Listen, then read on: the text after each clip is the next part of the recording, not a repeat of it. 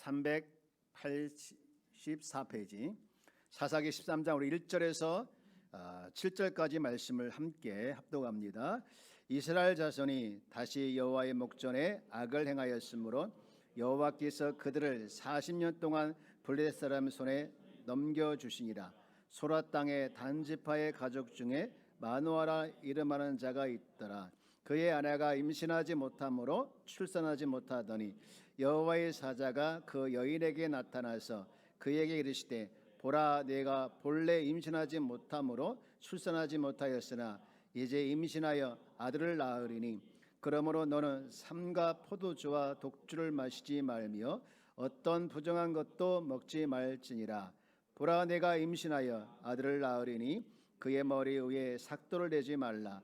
이 아이는 태에서 하나님께 바쳐진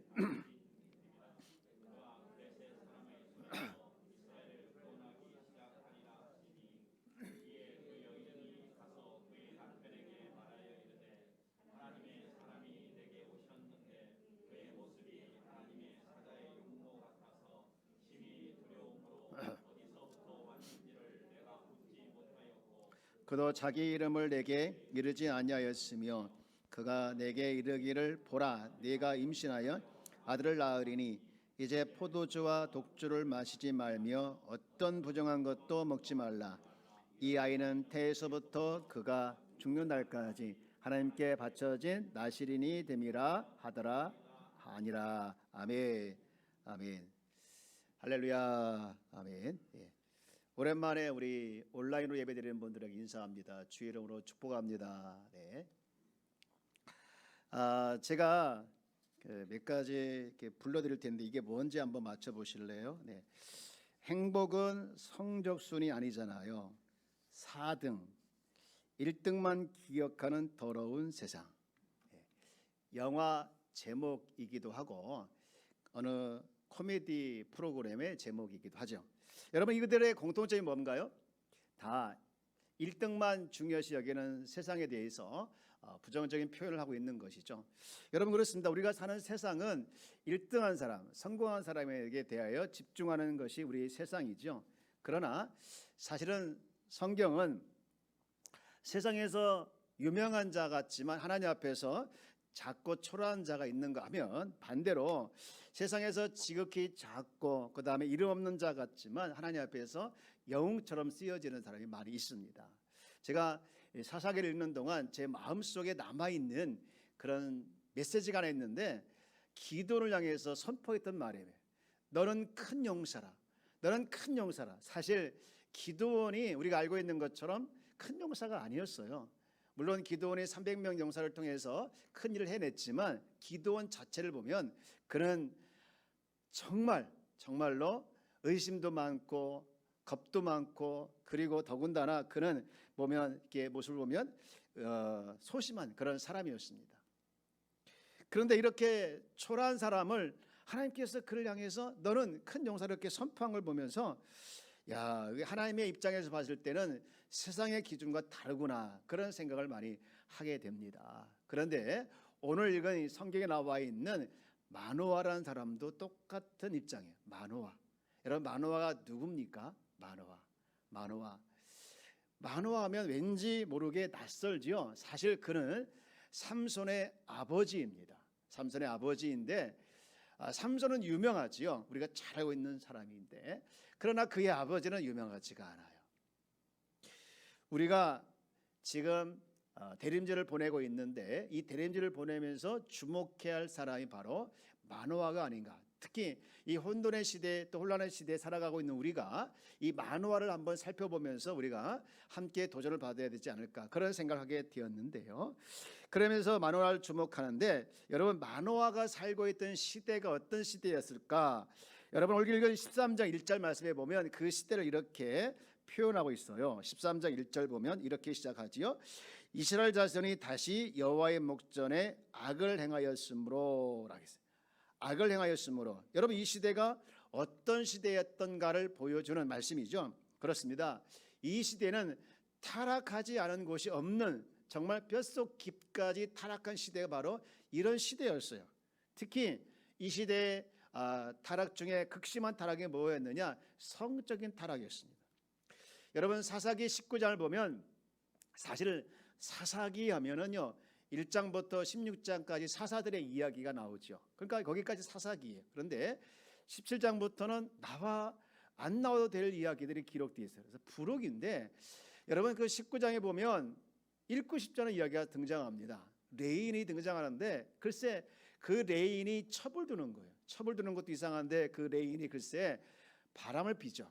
바람을 피고 이제 가정 친정으로 도망갔다가 다시 달래서 돌아오는 과정에 불량배에 의해서 강간을 당하고 그 일 때문에 죽고 등등. 그래서 그 이후에 민족 간의 전쟁이 일어나고 정말 읽고 싶지 않은 이야기들이 그 내용에 그 뒤에 쭉 기록되어 있죠. 여러분 이 정도로 타락한 시대가 마노아가 살고 있던 시대예요. 여러분 사실 우리는 사람이라고 하는 것은요 자기가 살고 있는 시대의 환경에 영향을 받지 않을 수가 없습니다. 자기가 살고 있는 영향을 받는데 오늘 이 마노아가 살고 있는 시대도 마찬가지죠. 여러분 오늘 우리가 13장을 읽었는데 12장을 보면 이렇게 기록이 되어 있죠. 12장 우리 8절 말씀 볼게요. 이렇게 기록이 되어 있는데 그 뒤를 이어 베들레헴 입산이 나오죠. 입산이 이스라엘 사사가 되었더라. 그런데 9절 그가 아들 30명과 딸 30명을 두었더니 그가 딸들을 밖으로 시집 보냈고 아들들을 위하여 밖에서 여자 30명을 데려왔더라. 그가 이스라엘 사사가 된 지 7년이라. 이스라엘 사사 7년 동안 그가 한 일은 무엇입니까? 아들, 딸 30명을 낳았어요. 그리고 시집장가 보냈죠. 여러분 혹시 이 사사 입산 혼자 아내 두어서 아내가 60명을 낳았다고 생각하시는 분은 없겠죠. 당연히 첩을 두고 당연히 아내를 두었겠죠. 그리고 그 뒤에 나오는 종교 지도자 또 비슷한데 13절 보면 그들을 이어 바라돈 사람 힐랄의 아들 압돈이 이스라엘 사사가 되었더라. 14절 그에게 아들 40명과 손자 30명이 있어 어린 낙이 70마리를 탔더라. 압돈이 이스라엘 사사가 된 지 8년이라.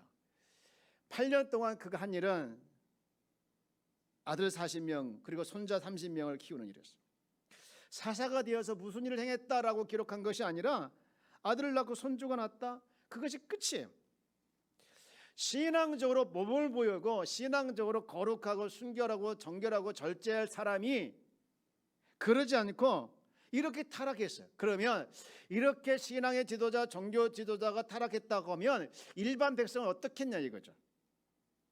마노아가 살고 있는 시대가 이런 시대였습니다.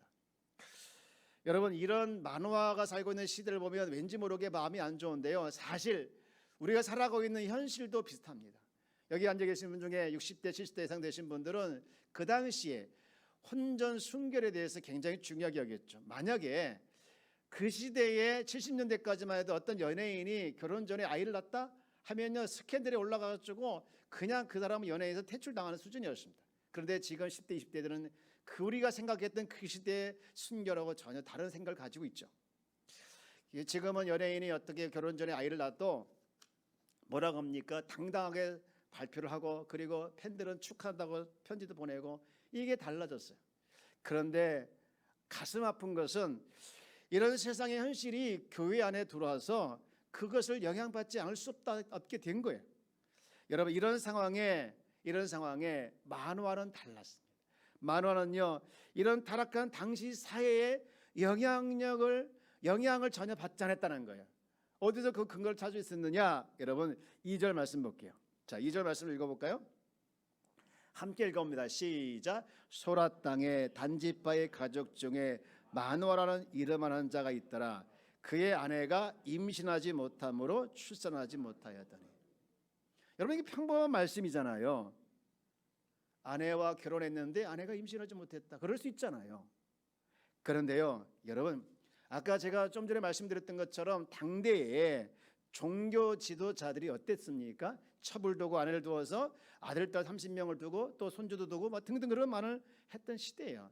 여러분 종교 지도자들이 여러 명의 부인을 두고 첩을 두는 것이 있었다고 하면 일반 백성들도 부인을 두고 첩을 두는 것은요 아무렇지 않은 시대였습니다. 그러니까 마노아가 지금 부인이 아이를 낳지 못하면 다 이런 부인을 얻어서 아이를 낳게 하는 것이 전혀 문제가 되지 않는 그런 시대였습니다. 그러나 그는 그러지 않고 우직하게 가정을 지키면서 하나님 뜻 가운데 살아냈던 사람이 바로 마노아였다는 거예요.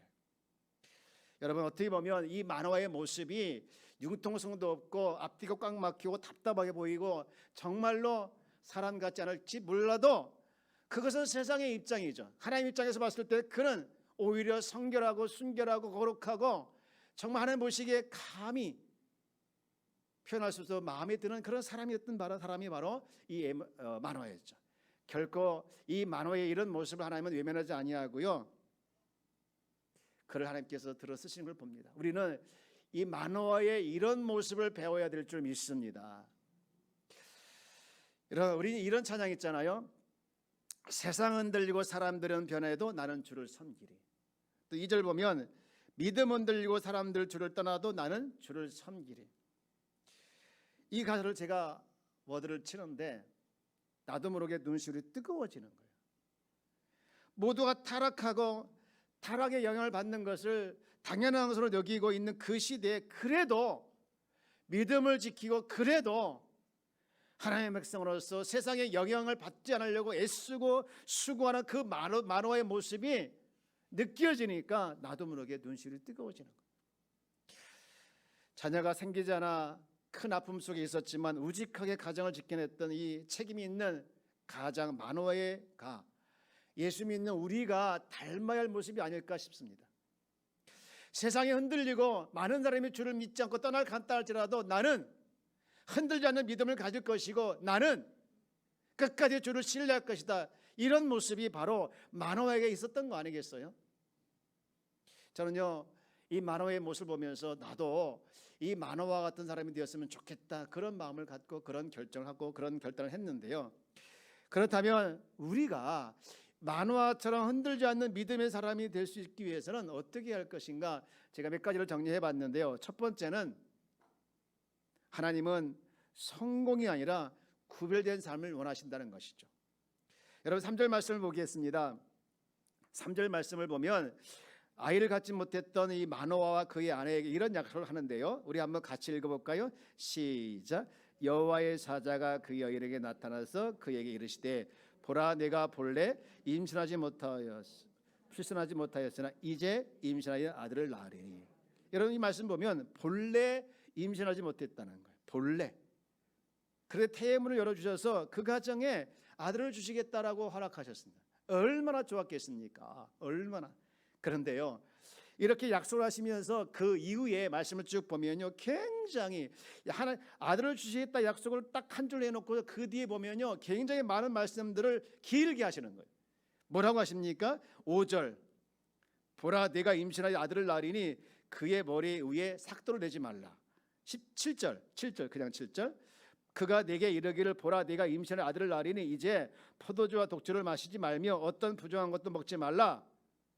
14절. 포도주와 포도나무의 소산을 먹지 말며 포도주와 독주를 마시지 말며 어떤 부정한 것도 먹지 말고 내가 그에게 명령한 것은 다 지킬 것이니라 하니라. 하나님께서요, 아무 조건 없이 아이를 주시겠다 약속했어요. 여러분, 아무 조건 없이 주는 것을 뭐라고 합니까? 은혜입니다. 은혜. 그런데 은혜를 주시고 난 다음에 마노아 부부에게 이런저런 요구를 하시는 거예요. 여러분, 우리가 기억할 것이 있습니다. 하나님은요, 우리에게 구원이라고 하는 것은 조건 없이 주셨지만, 우리가 구원을 조건 없이 받았지만 그 외에 구원받은 우리에게 요구하는 것이 하나님 입장에서 보면 우리에게 요구하는 것이 많이 있다는 것을 우리가 기억해야 합니다. 그런데 사실 그 요구하는 내용을 쭉 살펴보면 이 반복해서 강조하다 보니까 많은 것처럼 보이지만 이것저것 다 요약을 하면 한마디로 이렇게 정리할 수 있어요. 너는 세상과 구별된 삶을 살아라. 너는 세상과 구별된 삶을 살아라. 이거였어요. 하나님은 오늘 우리가 은혜를 입고 당신의 백성들에게 많은 것을 요구하신다고 생각하지만 그 많은 것을 요구하는 것 중에 하나가 성공을 추구하는 인생이 아니라 세상과 구별된 인생을 살기를 원하시고 있습니다. 이것이 결론이에요. 어느 날 제가 극동방송을 듣고 이렇게 교회를 출근하는데 어느 목사님이 이제 한국 교회의 여러 가지 문제에 대해서 소개를 하면서 지금 교회가 욕을 먹고 있습니다 하면서 대안을 쭉 얘기하더라고요. 그런데 제가 그 목사님이 누군지 기억이 안 나고요. 또 많은 대안을 했는데 다 기억이 안 나요. 그런데 그 중에 하나 제 마음에 확 다가온 것이 하나 있어요. 이렇게 교회가 욕을 먹고 있을 때 교회가 회복할 것이 하나 있는데 그것이 무엇이냐? 거룩함이라는 거예요. 지금 작년 1년 중에 1년 동안 한국교회 교인 10명 중에 1명이 교회를 떠났다는 얘기가 있어요. 가슴 아프죠. 왜 떠났을까? 여러분, 우리가 한번 자신을 돌아보면서 내가 지금 열심히 예수를 믿고 있지만 혹시 내가 추구하는 목적과 목표가 무엇인지, 예수 믿어 제가 잘 살고 1등을 하고 돈을 많이 벌고 이런 것에 내가 목적이 되어 있고 목표가 되어 있지 않은지, 여러분, 아무리 내가 부정하고 싶어도 자신 있게 나는 세상과 구별된 사람이라고 할 수 있는 사람 많지 않더라고요. 우리가 지금 대리인주를 보내고 있는데요, 우리 주님이 오신 것은 내가 예수 잘 믿어, 물론 부자 되는 것도 원하시고 물론 1등 되는 거 원하시죠. 그러나 우리는 거기에만 목말라 있는 것이 아니라 거룩함을 회복하려고 하는, 거룩해지려고 하는 그런 것에 목말라 하는 그런 모습이 회복되기를 주의 이름으로 축원합니다. 성도는요, 거룩한 삶. 레위기 보면 이런 말씀이 있는데요, 20장 26절이죠. 너희는 나에게 거룩할지어다. 이는 나 여호와가 거룩하고 내가 또 너희를 나의 소유로 삼으려고 너희를 만민 중에 구별하였습니다. 하나님이 우리 만민 중에 우리를 구별한 자로 선택해 주신 줄 믿습니다. 여러분, 다른 건 몰라도 우리는 세상과 구별되어야 될 줄 믿습니다. 인생의 목적이 행복이 아니라 인생의 목적이 구별이라는 사실을 기억해야 합니다. 그래서 우리는 이렇게 기도해야 합니다. 하나님, 제가 성공을 위해서 달려가는 것이 아니라 거룩을 쫓아가겠습니다. 이것이 첫 번째 만화가 보여주는 것이라고 하면, 두 번째로 가는 것은 우리는 자녀들 앞에서 본을 보이는 교육을 원하신다는 것이죠. 하나님의 은혜로 아이를 얻은 만화와 부부에게 하나님께서 태어날 아이에 대해서 이렇게 할 것을 원하시죠. 그래서 5절 말씀에 보면 이렇게 얘기하는데, 5절 말씀 같이 읽어볼까요? 시작. 보라,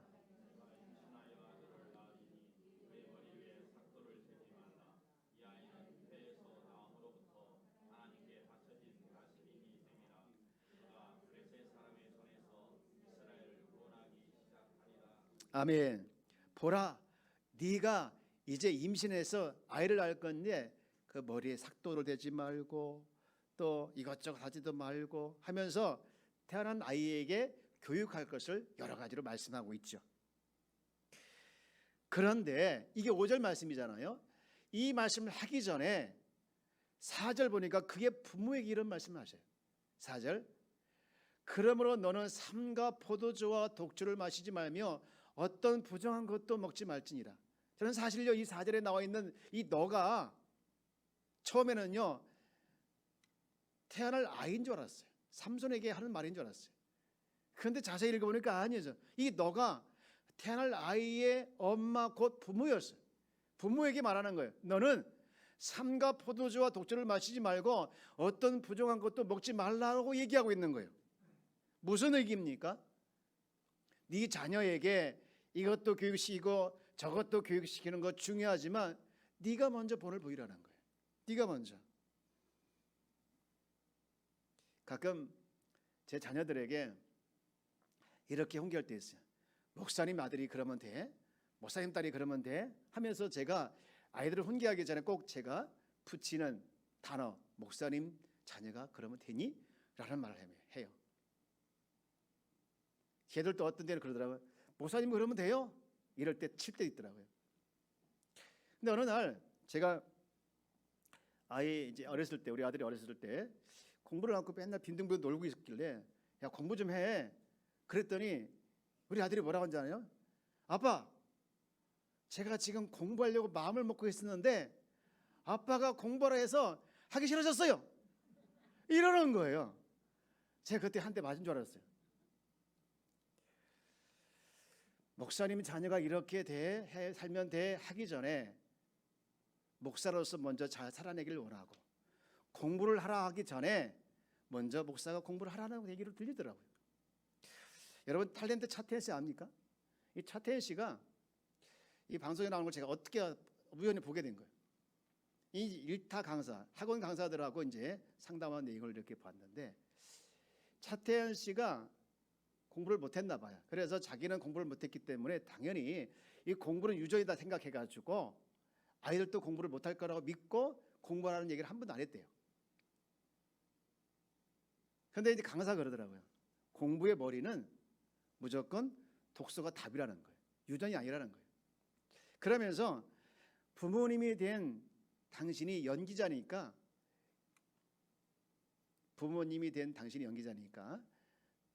아이들 앞에서 책을 읽는 연기라도 하라는 거예요. 여러분 우리가 냉정하게만 돌아봤으면 좋겠어요. 목사인 내가, 장로인 내가 제대로 살아내지 못하면서 아이들에게 누구에게 이렇게 하셔야 됩니다, 저렇게 하셔야 합니다 하고 있지는 않은지. 그래서 바울은 이런 말을 합니다. 고린도전서 4장 15절 말씀.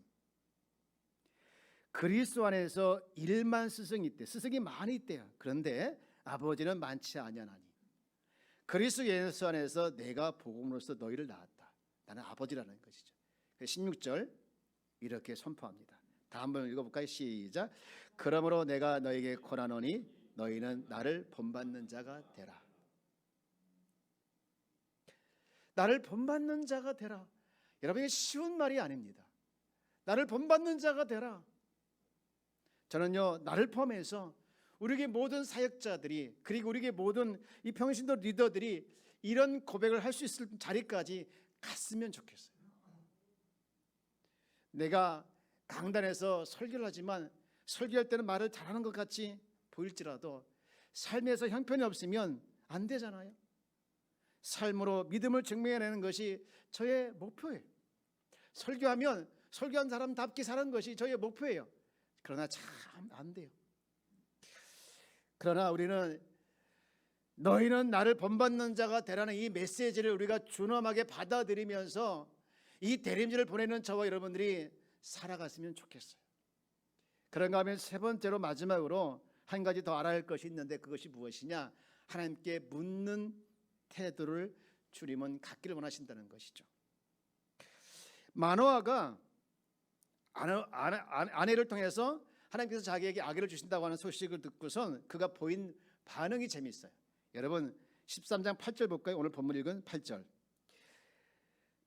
마노아가 여호와께 기도하여 이르되 주여 구하옵나니 주께서 보내셨던 하나님의 사람을 우리에게 다시 오게 하사 우리가 그 날 아이에게 어떻게 행할지를 우리에게 가르치게 하소서 하니 어떻게 좀 할지 물어보고 싶다는 것이죠. 그리고 11절 말씀 볼게요. 11절 말씀 같이 읽어봅시다. 시작. 마노아가 일어나 아내를 따라가서 그 사람에게 이르되 그에게 묻되 당신이 이 여인에게 말씀하신 그 사람이니까 하니 이르되 내가 그러다 하니라 물었습니다. 또 12절 내려갑니다. 12절 한 번 더 읽어볼까요? 마노아가 이르되 이 아이를 어떻게 기르며 어떻게 그에게 행하리까? 계속 뭐 하고 있죠? 질문하고 있죠. 어떻게 했으면 좋겠습니까? 어떻게 하는 것이 좋겠습니까? 하면서 계속 질문하고 있는 거예요. 오늘 우리가 사사기를 읽었지 않습니까? 사사기 1장부터 21장까지 나와 있는데 이 전체를 통틀어서 사사시대의 특징을 한마디로 얘기하는 말씀이 나와요. 그것이 어디냐? 사사기 17장 6절 말씀인데 이렇게 기록되어 있어요. 그때에는 이스라엘에 왕이 없었으므로 사람마다 자기 소견에 옳은 대로 행하였더라. 사사시대의 특징은 뭐냐? 자기 마음 가는 대로 자기 생각대로 그저 누구에게 물어보지 아니하고 자기 소견대로 행하던 시대가 사사시대라는 거예요. 그 시대에 마노아는 내 소견대로 내 방법대로 내 경험대로 아이를 가르치고 아이들의 교육을 가고 싶다가 아니라 하나님 뜻대로 하나님 소견대로 내가 묻고 답을 얻어서 가르치고 싶다라고 지금 하면서 계속해서 묻고 있는 거예요. 오늘 우리는 하나님 앞에서 어떤 자세로 살아가고 있는가? 타락한 그 시대 사람처럼 내가 성경을 많이 알고 있고 내가 하나님의 뜻을 알고 있기 때문에 뭐 시간 낭비하냐? 이렇게 하면 되지 하면서 겸손하게 물어보는 모습들이 사라지고 있는 것이 우리의 현실이죠. 여러분, 내 소견대로 옳은 대로 살아가는 것이 아니라, 여러분, 하나님, 제가 이렇게 하고 싶은데 또 이것이 옳게 생각되는데 하나님 생각에도 옳은가요? 하나님 생각에도 좋은가요? 물어보면서 가는 여러분들 되기를, 또 제가 되기를 주의 이름으로 축원합니다. 이제 말씀 마치고자 합니다. 우리는 어찌 보면 만화처럼 무명의 그리스도인지 몰라요. 여러분, 그러기 때문에 나 하나 잘한다고 해서 세상이 변하고, 나 하나 잘한다고 해서 교회가 변하고, 나 하나 잘한다고 해서 어떻게 보면 가정이 잘 되고 하면서 우리는 포기하고 세상과 적당히 타협하며 살아가도 아무런 양심도 없이, 양심이 꺼리낌도 없이 살아갈 때가 많이 있습니다. 그러나 주님이 원하시면 그것이 아니에요. 세상이 다 그렇게 한다 할지라도, 세상에 다 그렇게 산다고 할지라도 너라도 구별되고, 너라도 본을 보이고, 너라도 하나님께 물어보면서 살아가라고 주님께서 오늘 우리에게 말씀하고 있는 줄 믿습니다. 이 한 해를 마무리하면서 우리는 정말 하나님의 준엄한 메시지를 들으면서도 불구하고 그렇게 살아내지 못한 것이 우리의 마음이었고 우리의 현실이었습니다. 그러나 이제라도 이 준엄한 메시지를 듣고 하나님 백성답게 살아내는 한 주간이 되어지기를 주의 이름으로 축원합니다. 어렵습니다.